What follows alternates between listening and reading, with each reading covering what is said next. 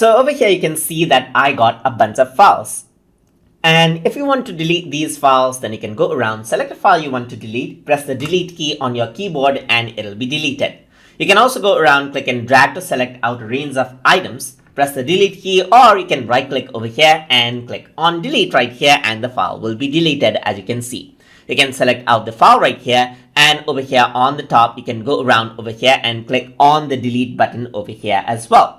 So now what happens is that whenever you delete out a file, it's not permanently deleted out of your computer. Actually, what happens is that it gets stored onto recycle bin, which is a temporary area. So if I were to open the recycle bin, you can see that here are the deleted files.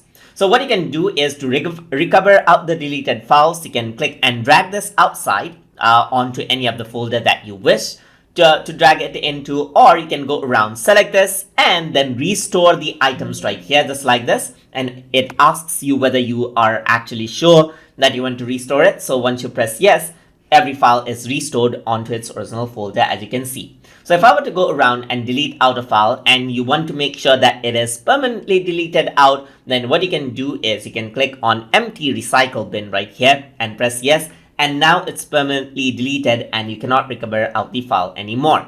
If you want to delete out the file, alternatively, you can also click and drag around the item that you want to delete inside of recycle bin.